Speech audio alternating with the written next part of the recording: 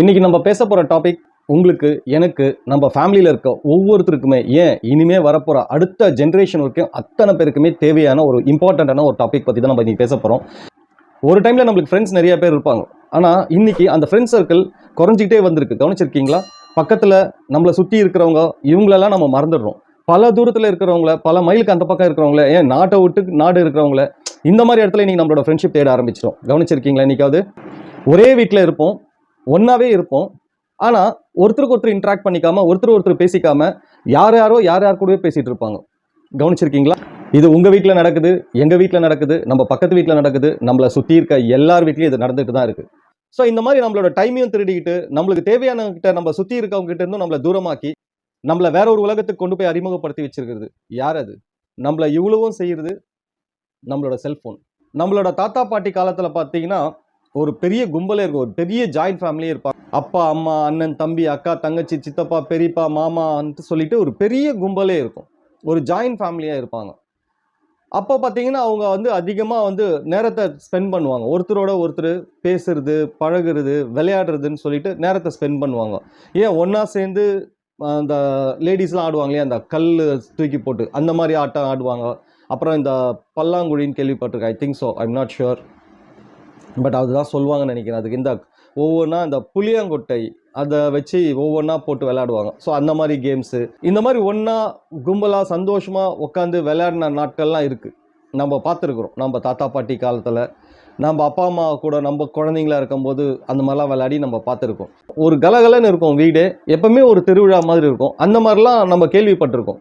எங்கள் அம்மாலாம் சொல்லி கூட நான் கேள்விப்பட்டிருக்கேன். இந்த மாதிரிலாம் இருந்திருக்கிறதா நம்ம பார்த்துருக்குறோம், கேள்விப்பட்டிருக்கோம். சில படங்கள்லாம் கூட அதெல்லாம் காமிச்சிருக்காங்க. ஆனால் இன்றைக்கி அது மாதிரி ஜாயிண்ட் ஃபேமிலியாக இருக்கிறாங்களான்னா ரொம்ப 90% இல்லை 95% கூட சொல்லலாம் கம்மியாயிடுச்சு. எங்கேயோ ஒரு சில இடத்துல ஒரு 5% மேபி இருக்கலாம் எனக்கு தெரிஞ்சு. அதுக்கப்புறமா டெக்னாலஜிஸ் டெவலப் ஆக கொஞ்சம் சயின்டிஃபிக்காக நம்ம வளரும் போது பார்த்தீங்கன்னா கொஞ்சம் கொஞ்சமாக நம்மளோட வேலைகள் மாறிச்சு. இங்கேருந்து வேறு இடத்துக்கு போய் வேலை செய்ய ஆரம்பித்தோம். ஆனால் இன்னைக்கு ஒரு வீடுன்னு எடுத்திங்கன்னா ஒரு அப்பா அம்மா அக்கா தங்கச்சி இல்லை அண்ணன் தம்பி, இந்த மாதிரி ஒரு 4 பேர் 5 பேர், அதிகபட்சம் 6 பேர். இன்றைக்கி 6 பேரெல்லாம் கூட டவுட்டு தான். ஒரு 4 பேர் 5 பேர் ஒரு ஃபேமிலியில் இருக்காங்க.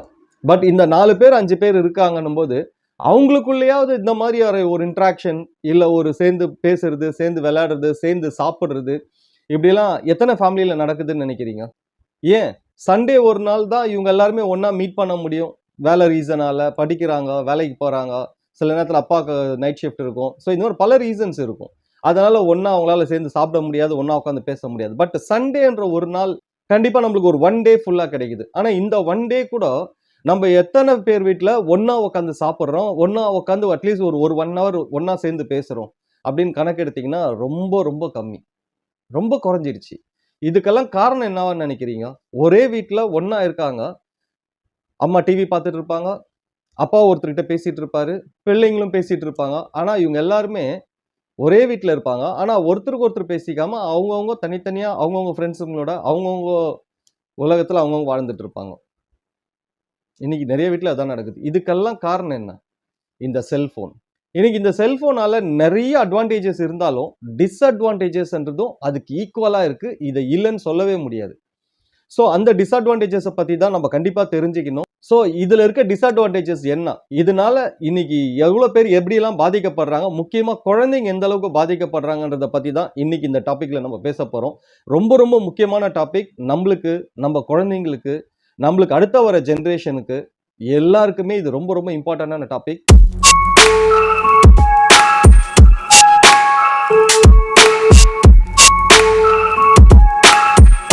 Hi hello, welcome to limelight media Tamil. நான் உங்கள் MKR. நம்ம ஃபர்ஸ்ட் குழந்தைங்களிருந்தே ஸ்டார்ட் பண்ணலாம். இன்னைக்கு குழந்தைங்க எந்த அளவுக்கு பாதிக்கப்படுறாங்க அப்படின்னு யோசிச்சிங்கன்னா, மலேசியாவில் ஒரு ரிசர்ச் நடத்தியிருக்காங்க ஸ்கூல்ஸில். அந்த ஸ்கூல்ஸில் நடத்தின ரிசர்ச்சில் கிடைச்ச ரிசல்ட் என்ன தெரியுங்களா? நம்ம எல்லாருக்குமே தலையே சுத்தும். அப்படி ஒரு அதிர்ச்சியான ரிசல்ட். என்ன அப்படின்னு பார்த்தீங்கன்னா, ஒரு கிளாஸ் ரூமில் எத்தனை குழந்தைங்க பார்வை குறைபாடு வந்திருக்கு அப்படின்னு சொல்லிட்டு, எத்தனை குழந்தைங்களுக்கு ஐசைட் இஷ்யூ இருக்கு அப்படின்னு சொல்லிட்டு இதே ரிசர்ச் ஒரு 20 இயர்ஸ்க்கு முன்னாடி எடுத்திருக்காங்க. அப்போ பார்த்தீங்கன்னா ஒரு கிளாஸ் ரூம்ல 2ல இருந்து 3 குழந்தைங்க தான் ஒரு கிளாஸ் ரூம்ல ஐசைட் ப்ராப்ளம் இருக்கிற குழந்தைங்களை பார்க்க முடியுது அப்படின்னு சொல்றாங்க. அதுக்கப்புறம் அது அப்படியே லேட்டரான ஒரு 10 இயர்ஸ் கழிச்சு பார்த்தீங்கன்னா அது அப்படியே டபுள் ஆயிருக்கு. 2ல இருந்து 3 ஆனது கிட்டத்தட்ட ஒரு 6ல இருந்து 8 குழந்தைங்க அந்த மாதிரி பாதிக்கப்பட்டிருக்காங்க. இப்போ லேட்டர் ஆன் எடுக்கும்போது கிட்டத்தட்ட 60% ஆஃப் ஸ்டூடெண்ட்ஸ்க்கு வந்து ஐசைட் ப்ராப்ளம் இருக்கு. அதுவும் கிட்ட பார்வை இருக்கு, தூர பார்வை இல்ல அப்படின்னு சொல்லி ரிசர்ச்ல கண்டுபிடிச்சிருக்காங்க. இதுக்கெல்லாம் ரீசன் என்ன அப்படின்னு பார்த்தீங்கன்னா செல்போன்ஸ். நம்ம ஒரு செல்போனை கண்டினியூஸா குழந்தைங்க பார்க்கும்போது என்ன ஆகுதுன்னா, அந்த ப்ளூ ரேஸ் இருக்கு இல்லைங்களா, அது வந்து கண்ணை வந்து அந்த அளவுக்கு அஃபெக்ட் பண்ணுது அப்படின்னு சொல்றாங்க. முக்கியமா அவங்க அதை பார்த்துட்டே இருக்கும்போது அந்த பிளிங்க் பண்றது இல்ல. ஐஸை வந்து நம்ம பிளிங்க் பண்ணணும். அந்த பிளிங்க் பண்றது வந்து மறந்துடுறாங்க. இதனால கண் எஃபெக்ட். இதனால பாத்தீங்கன்னா அந்த ஐஸ்ல இருக்க நர்வ்ஸ், கண்ணுக்கு பின்னாடி இருக்க நர்வ்ஸ் வந்து அதிகமா பாதிக்கப்படுது. இதனால மூளையை பாதிக்குது, படிப்பு திறன் கம்மியாகுது, ஞாபக சக்தி கம்மியாகுது. இந்த மாதிரி பல பிரச்சனைகளுக்கு குழந்தைங்க ஆளாகுறாங்க அப்படின்னு சொல்லி இப்போ ரீசெண்டா நடந்த ரிசர்ச்ல சொல்லியிருக்காங்க. ஸோ நம்மளே நிறைய பார்க்க முடியுது. இன்னைக்கு குழந்தைங்களுக்கு சாப்பாடு ஊட்டும் போது அந்த அம்மாங்க எல்லாம் கஷ்டப்படுறாங்க பாருங்க, அப்படி கஷ்டப்படுறாங்க. ஸோ அதனால என்ன பண்ணிடுறாங்கன்னா செல்போனை கையில கொடுத்துடுறாங்க. ஸோ அந்த குழந்தைங்க செல்போனை பார்த்துக்கிட்டு சாப்பிடுறாங்க. சரி, ஓகே, அட்லீஸ்ட் அந்த சாப்பிடுற அந்த ஒரு குழந்தைங்க கண்டிப்பா குழந்தைங்க வந்து கண்டிப்பா 5 நிமிஷத்துலயோ 10 நிமிஷத்துலயோ சாப்பிடாது. அது அரை மணி நேரம், சில குழந்தைங்க 1 மணி நேரம் கூட சாப்பிடறதுக்கு டைம் எடுத்துக்குதுங்க. அந்த அளவுக்கு நம்ம வந்து அப்போ மொபைலை பார்க்க வைக்கும்போது அவங்களோட ஐசைட் வந்து எந்த அளவுக்கு பாதிக்கும்ன்றது கொஞ்சம் யோசிச்சு பாருங்க. இது ஓகே, அந்த சாப்பிடும்போது கொடுக்குறாங்க, அதோட விடுறாங்களான்னா இல்ல. அவங்க ஏதாவது வேலை செய்வாங்க. வேலை செய்யும்போது இந்த குழந்தைங்க டிஸ்டர்ப் பண்ணக்கூடாதுன்றதால மொபைல் போனை கையில கொடுத்து ஏதாவது ஒரு கார்ட்டூன் சேனலை வச்சு கையில கொடுத்துறாங்க. அந்த குழந்தைங்க பார்த்துட்டு இருக்குது, இவங்க வேலை செய்துட்டு வர வரைக்கும். இது எல்லாமே எந்த அப்பா அம்மாவும் தெரிஞ்சு செய்யறது இல்ல, தெரியாம நடக்கிற விஷயங்கள். ஸோ இனிமேவாவது இந்த வீடியோவை பார்த்துட்டு இருக்கிற பேரண்ட்ஸ், நீங்க இனிமேவாவது உங்க குழந்தைங்களுக்கு தயவு செய்து செல்போனை அவாய்ட் பண்ணுங்க. நம்ம செல்போன் வரதுக்கு முன்னாடிலாம் நம்ம பாட்டி தாத்தா இவங்கெல்லாம் நம்மளை எப்படி பார்த்துக்கிட்டாங்க? அப்பெல்லாம் எந்த செல்போன் இருந்தது இல்லையா? நீங்க எல்லாம் வளர்ந்துருப்பீங்க. நீங்க வளரும்போது கூட செல்போன் இருந்திருக்காது. நாங்க வளரும்போது செல்போன் இல்ல. ஸோ முடிஞ்ச வரைக்கும் இந்த செல்போன்ஸை குழந்தைங்க கிட்ட இருந்து அவாய்ட் பண்றது ரொம்ப ரொம்ப ரொம்ப நல்லது. இது கட்டாயமா ஒவ்வொரு வீட்லயும் ஃபாலோ பண்ணீங்கன்னா டெஃபினட்டா நல்லது. ஏன்னா உங்க குழந்தைங்களோட ஃபியூச்சரை நீங்க காப்பாத்துவீங்க. இனிமே தயவு செய்து உங்க குழந்தைங்களுக்கு செல்போன் பழக்கத்தை ஏற்படுத்தாதீங்க. நம்ம வந்து அதுல வேற ரொம்ப பெருமையா வேற பேசுவோம். என் குழந்தை தானாவே யூடியூப் எடுப்பா, என் குழந்தை தானாவே வாட்ஸ்அப்ல மெசேஜ் அனுப்புவா, என் குழந்தையே தானா ஆப்ரேட் பண்ணுவா, போன் எல்லாம் அவ்வளவு நல்லா ஆப்ரேட் பண்ணுவா அப்படின்லாம் ரொம்ப பெருமையா வேற பேசுறோம். தப்பே கிடையாது. பட் இதனால இவ்வளோ ப்ராப்ளம்ஸ் இருக்கு. இவங்க இன்னும் ஃபியூச்சர்ல நிறைய பண்ண வேண்டியது இருக்கு. இனிமே ஃபியூச்சரே வந்து கம்ப்யூட்டர் தான் நம்பது. இன்னும் அவங்க லைஃப் லாங் அவங்க அந்த சிஸ்டமோட தான் அவங்க வந்து சர்வை பண்ண வேண்டியதா இருக்கு. அப்போ அவங்களுக்கு அந்த பார்வை திறன் இருந்தா மட்டும்தான் அப்படி சர்வை பண்ண முடியும். இனிமே செல்போனு, சிஸ்டம் இதெல்லாம் தான் அவங்களோட லைஃபே.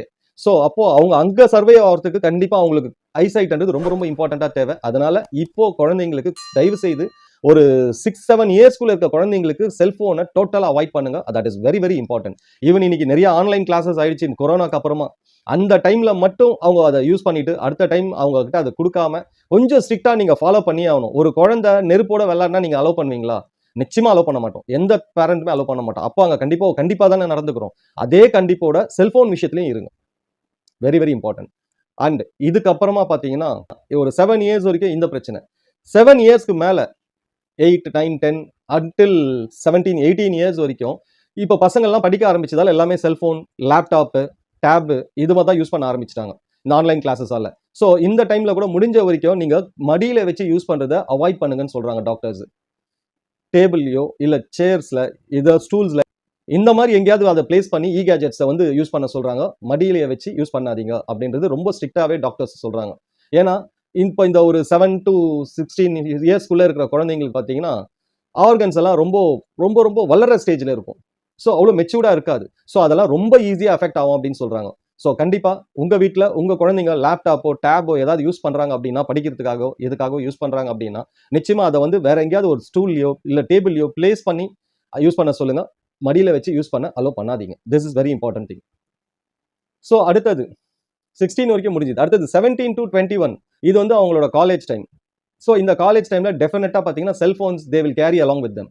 அவங்க செல்போன்ஸ் எப்பவுமே அவங்க கூட தான் இருக்கும். இதுல முக்கியமா என்ன பண்றாங்கன்னா பாய்ஸை வந்து செல்போனை பாக்கெட்ஸ்ல வைக்காதீங்கன்னு சொல்றாங்க. டாக்டர்ஸ் அட்வைஸ் பண்றாங்க. அதே மாதிரி கேர்ள்ஸ் வந்து ஷர்ட் பாக்கெட்ல வைப்பாங்க சம்டைம்ஸ். அந்த மாதிரி வைக்க வேண்டாம்னு சொல்றாங்க. பிரெஸ்ட் கேன்சர் வரதுக்கான சான்சஸ் நிறைய இருக்கு அப்படின்னு சொல்றாங்க. ஸோ கேர்ள்ஸ் நீங்க அந்த ஷர்ட்ஸ்லாம் போடும்போது நீங்க பாக்கெட்ல வைக்கிறத தான் அதை அவாய்ட் பண்ணிடுங்க. அந்த மாதிரி வைக்காதீங்க. ரொம்ப முக்கியமா நைட்ல லைட் ஆஃப் பண்ணிட்டு செல்போன்ஸை யூஸ் பண்ணவே வேண்டான்றாங்க. கண்டிப்பா இது ரொம்ப ரொம்ப இம்பார்ட்டன்டான விஷயம். ஏன்னா நிறைய பேர் பெட்ரூமுக்கு போகும்போது செல்போன் இல்லாம போறது கிடையாது. செல்போன்ல அட்லீஸ்ட் ஒரு 1/2 hour 1 hour நம்ம டைம் ஸ்பெண்ட் பண்ணிட்டு பக்கத்திலே வச்சுட்டு தான் தூங்குறோம். இது ரொம்ப ரொம்ப தப்பான ஹேபிட்னு டாக்டர்ஸ் சொல்றாங்க. ஸோ முடிஞ்ச வரைக்கும் நீங்கள் பெட்ரூம் போகும்போது செல்ஃபோனை அவாய்ட் பண்ணிட்டு போங்க. அதுவும் சில பேர் பார்த்தீங்கன்னா பில்லோஸ் கீழே வச்சுட்டு தூங்குவாங்க. இது கூடவே கூடாதுன்றாங்க. ஏன்னா ஓவர் ஹீட் ரேடியேஷன்ஸ் வந்து அதிகமாகுது, சில ஃபோன்ஸ் வந்து வெடிக்கிறதுக்கான சான்சஸ் இருக்குன்றாங்க.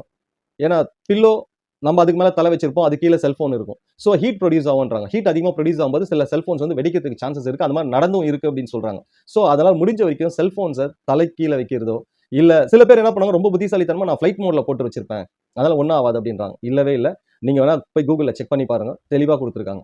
நீங்கள் ஃப்ளைட் மோடில் போட்டிங்கனாலும் ஹீட் ப்ரொடியூஸ் ஆகும்போது கண்டிப்பாக செல்ஃபோன்ஸ் வந்து வெடிக்கிறதுக்கான சான்சஸ் நிறைய இருக்குது அப்படின்றது டாக்டர்ஸோட ரிப்போர்ட்.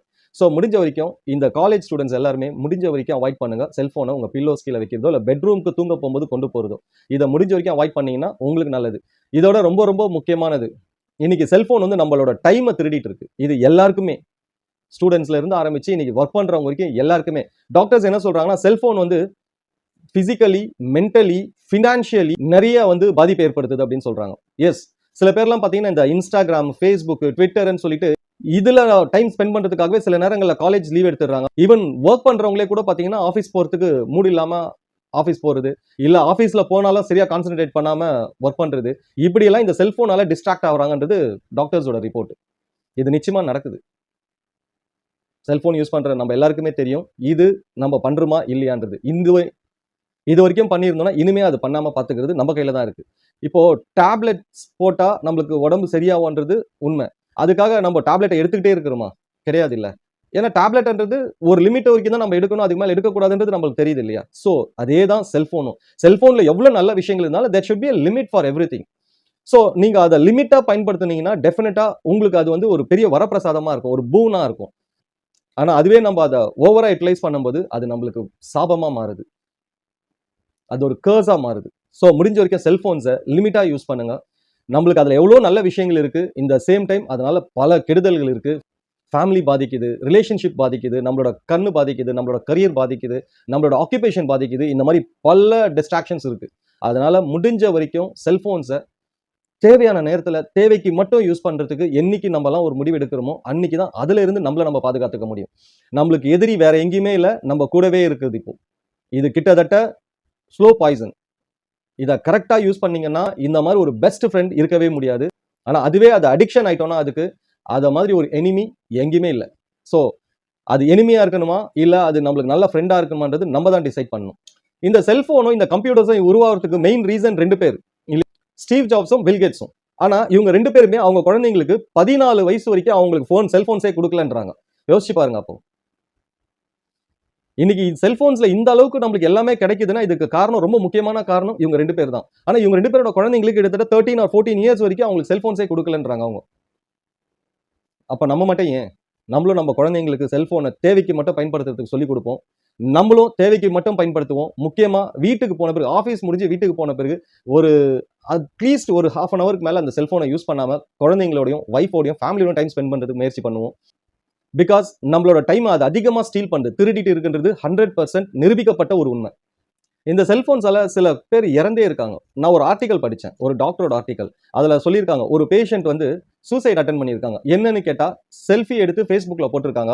எப்பவுமே ரெகுலரா அவங்களுக்கு நிறைய லைக்ஸ் வருமா. ஆனா அந்த போட்டோக்கு வந்து அவங்களுக்கு அதிகமா லைக்ஸ் வராததால டிப்ரெஷன் ஆகி சூசைட் கமிட் பண்ணியிருக்காங்க. யோசிச்சு பாருங்க. It's true. இதெல்லாம் நடந்துட்டு இருக்குது இன்னைக்கு சொசைட்டில. எத்தனை பேர் செல்ஃபி எடுக்கிறேன்னு சொல்லிட்டு தவறி கிணத்துல விழுறதும் ஆத்துல விழுறதெல்லாம் நம்ம நியூஸ்ல பாக்குறோம். ஸோ இந்த செல்ஃபி, இந்த mobile phone, Instagram, Twitter, Facebook இது எல்லாமே நம்மளுக்கு தேவை. பட் இதெல்லாமே நம்மளுக்கு அளவா இருக்கிற வரைக்கும் இட்ஸ் லைக் அ பூன். ஆனா அதுவே அளவுக்கு அதிகமா போச்சுன்னா இட்ஸ் லைக் அ கர்ஸ், சாபம். ஸோ இது வரமா சாபமா நம்ம தான் டிசைட் பண்ணணும், நம்ம கையில தான் இருக்கு. அதை வரமாக்கிக்கிறதும் சாபமாக்கிக்கிறதும். இந்த விஷயத்தை கண்டிப்பா உங்ககிட்ட கன்வே பண்ணணும்னு நினைச்சேன். ஏன்னா இன்னைக்கு செல்போன்ஸால நிறைய பிரச்சனைகள் ஏற்படுறதால இது எல்லாருக்கும், இப்ப நான் சொன்னது எதுவுமே யாருக்குமே தெரியாத விஷயம் கிடையாது, எல்லாருக்குமே தெரியும். இது ஜஸ்ட் ஒரு ரிமைண்டர் தான். ஸோ இப்போ நம்ம வந்து அடுத்த ஜென்ரேஷனுக்கு இந்த மாதிரி நம்ம கற்றுக் கொடுத்தோம்னா அட்லீஸ்ட் அடுத்த ஜென்ரேஷன் வந்து அது அளவா யூஸ் பண்றதுக்கும், எப்படி யூஸ் பண்ணணும், எப்பப்பெல்லாம் யூஸ் பண்ணணுன்றது அவங்களுக்கு தெரிஞ்சுக்கிறதுக்கு ஒரு பெரிய ஒரு லெசனா இருக்கும். ஸோ அதனால நம்மளை கண்ட்ரோல் பண்ணுவோம். செல்போன் சாபம் இல்லை, வரம் அப்படின்றத நிரூபிப்போம். இந்த வீடியோவை எப்பவுமே செல்போனே கெதின்னு கிடக்கிற உங்க ஃப்ரெண்ட்ஸ்க்கோ இல்லை உங்க பிரதர்ஸ்க்கோ சிஸ்டர்ஸ்க்கோ ஷேர் பண்ணுங்க. நிச்சயமா அவங்க தெரிஞ்சுக்கிட்டோம் இதனால ஏகப்பட்ட பிரச்சனைகள் எவ்வளோ இருக்குன்றது. அட்லீஸ்ட் இந்த வீடியோ பார்த்து ஒருத்தர் மாறினா கூட அது நம்ம எல்லாரோட சக்ஸஸாக இருக்கட்டும். நல்லதே யோசிப்போம், நல்லதே பேசுவோம், நல்லதே செய்வோம், நல்லதே நடக்கும். பாய்.